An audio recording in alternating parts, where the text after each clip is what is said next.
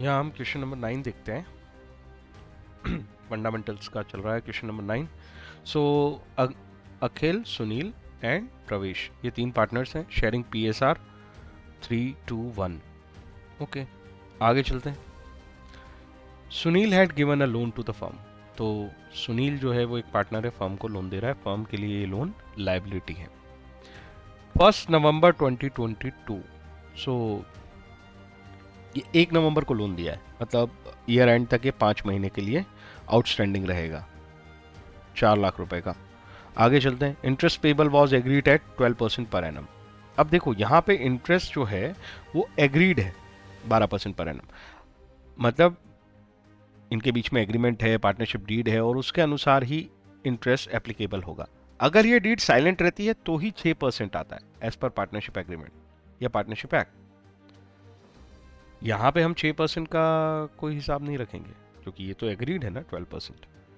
ठीक है, तो डीड साइलेंट नहीं है और 12% रेट एप्लीकेबल होगा। पर एनम है, मतलब 12 महीने के लिए 12% है, 5 महीने के लिए 5% हो जाएगा। Interest was paid by cheque. ठीक है, इंटरेस्ट जो है वो चेक से पेमेंट करना है। Up to February 23, on 1 March 23 the balance was yet to be paid. Okay, तो ये ईयर एंड तक क्वेश्चन ही नहीं गया। वो ये बस कह रहे हैं कि interest was paid by cheque up to February, मतलब वो ये कह रहे हैं कि इंटरेस्ट जो है वो पे कर दिया है कहां तक, February तक। तो February में इंटरेस्ट पेमेंट भी हो जाएगा।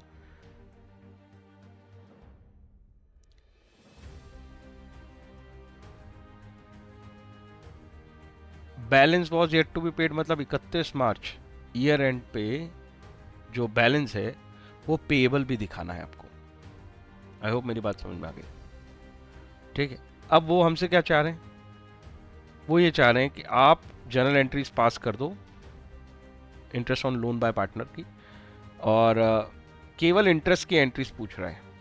तो इंटरेस्ट की तो मैं बता ही दूंगा, मैं तो पूरी ही एंट्री बता देता हूँ कि कौन कौन सी एंट्रीज पास होनी चाहिए। ठीक है, कंसेप्ट में हम ये ऑलरेडी टॉपिक कवर कर चुके हैं। देखो, कंसेप्ट नंबर 6 मैंने पढ़ाया था पिछले लेक्चर में, और ये इसी बारे में था कि अगर इंटरेस्ट ऑन लोन की अकाउंटिंग करनी है तो कैसे करेंगे। जब भी फर्म पार्टनर से लोन लेती है तो फर्म के लिए लाइबिलिटी बनती है। ठीक है, और अकाउंटिंग देखो तो सबसे पहले तो जिस डेट पे आपने लोन लिया है उस डेट पे क्या एंट्री होगी, फर्म के पास पैसे आए हैं तो cash account debit. Partners loan के नाम से हम लाइबिलिटी को रिकॉर्ड करते हैं, पार्टनर्स कैपिटल नहीं करते हैं। ये जाके कंसेप्ट में देखो, मैंने बहुत डिटेल में बताया है क्यों नहीं करते पार्टनर कैपिटल में। ठीक है, उसके बाद जब भी इंटरेस्ट ड्यू होता है उसकी एक एंट्री होगी, इंटरेस्ट पेड होता है उसकी एक एंट्री होगी, ईयर एंड पे जो एंट्री होनी है वो तो होगी ही, राइट। और मैंने फिर उसके लेजर भी बना के दिखा दिए थे कि पार्टनर लोन का अगर वो लेजर पूछता है तो बता सकते हो। तो इस क्वेश्चन में हम लेजर तक तो नहीं जाएंगे, पर हाँ मैं जर्नल एंट्री सारी बता देता हूँ, उन्होंने केवल इंटरेस्ट की पूछी है। एग्जाम में क्वेश्चन आएगा तो केवल इंटरेस्ट की करके आना, लेकिन प्रैक्टिस करते समय तो आप सारी एंट्रीज करो। ये देखो क्वेश्चन नंबर 9, लोन से रिलेटेड एंट्री जो है वो नवंबर से हम शुरू करेंगे।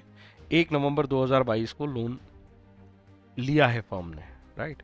तो 1 नवंबर 2022 को लोन लेने की एंट्री अगर हम करेंगे तो सपोज बैंक से लोन ली, मतलब बैंक के थ्रू पैसे आए हैं, bank account debit to partners loan account.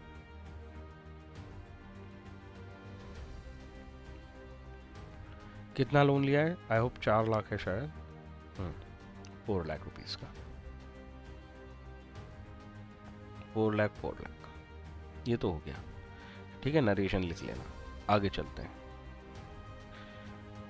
इसका इंटरेस्ट ड्यू कब हुआ और पे कब हुआ, तो देखो यहाँ पे उन्होंने लिखा है, क्वेश्चन हमें सब बता रहा है। इंटरेस्ट पेएबल का रेट ठीक है, interest was paid by cheque up to February 23। आपने इंटरेस्ट पे कर दिया है अप टू February 23 तक। ठीक है, तो नवंबर, दिसंबर, जनवरी, फरवरी, ये महीने काउंट करोगे तो कितने महीने मिले, 4 महीने। तो 4 महीने तक का इंटरेस्ट आपने पे कर दिया है। फिर वो बोलता है ऑन 1 मार्च 23, ये फरवरी तक का इंटरेस्ट पे किया है आपने ऑन 1 मार्च, आपने 1 मार्च को पे किया है, तो ये डेट आ गई। And balance was yet to be paid, और बैलेंस जो है वो अभी पे करना बाकी है। अब ये जो लाइन लिखी है बैलेंस अभी भी पे करना बाकी है, मतलब ये 31 मार्च के लिए बात करना चाहिए इसको, ये 31 मार्च के लिए बात कर रहे हैं, ठीक है। तो चलो हम सबसे पहले तो जिस दिन पेमेंट हुआ है उस दिन की एंट्री कर देते हैं। तो जिस दिन पेमेंट हुआ है उस दिन की एंट्री करते हैं, 1 मार्च। पहले ये इंटरेस्ट ड्यू होगा फिर पे होगा, तो इंटरेस्ट ड्यू की एंट्री क्या होगी, interest on loan account debit, expense है जो कि टू पार्टनर्स लोन। तो हमने पहले तो लोन का अमाउंट बढ़ा दिया 4 महीने के लिए 16,000, 4 लाख। ये कैलकुलेशन कैसे किया मैंने, ये किया 4 lakh into 12% into divide by 12 per month का इंटू 4, 4 महीनों का, ये कैंसिल हो गया और ये आ गया 16,000, ठीक है। इसके बाद आप नरेशन लिख दो और ये एंट्री पूरी हो गई। ये वर्किंग कहीं रफ में कर सकते हो, कोई दिक्कत नहीं है। 1 मार्च को ये ड्यू हुआ और 1 मार्च को हमने इसे पे कर दिया, क्योंकि उसने पे किया था इसीलिए मैंने 1 मार्च को पहले इसे ड्यू किया फिर पे किया। सीधे पेमेंट कैसे होगा, राइट। अब ये पेमेंट करते हैं हम, इसकी एंट्री करें पेमेंट की, तो क्या होगा, ये जो इंटरेस्ट था वो पार्टनर्स लोन में चला गया था, राइट। तो partners loan account debit to bank, क्योंकि क्वेश्चन में लिखा है कि चेक के थ्रू पेमेंट हुआ है, मैंने सारे ट्रांजैक्शन ही बैंक के थ्रू माने हैं इसलिए, और ये 16,000 का पेमेंट हो गया। अब आती है 31 मार्च। तो 31 मार्च को हम इंटरेस्ट ड्यू करेंगे केवल 1 महीने का, क्योंकि बाकी तो हम पे कर चुके हैं। Interest on loan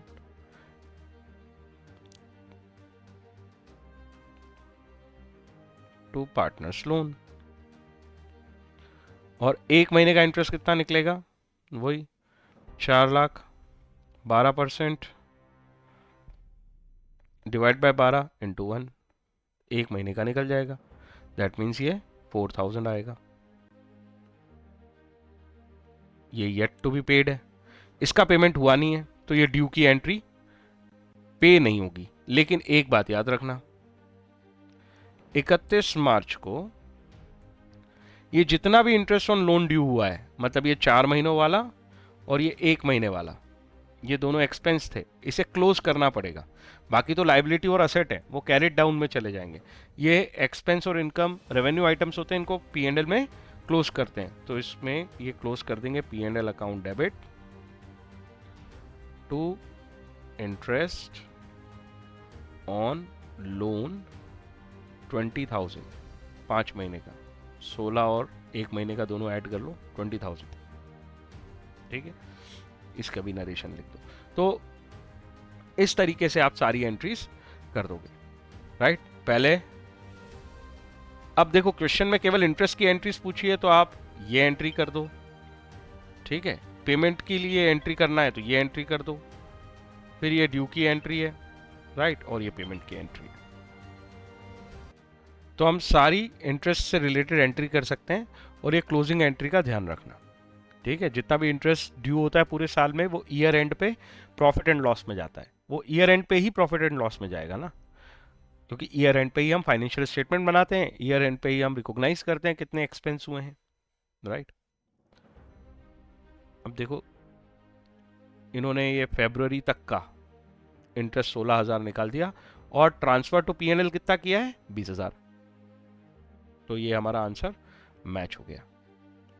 I hope मेरी बात समझ में आ गई।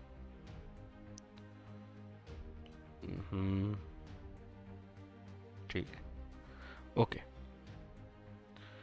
सो इस तरह से जर्नल एंट्रीज हो जाती हैं, और ये बहुत सिंपल सा टॉपिक था। अगले टॉपिक पे मिलते हैं नेक्स्ट लेक्चर में।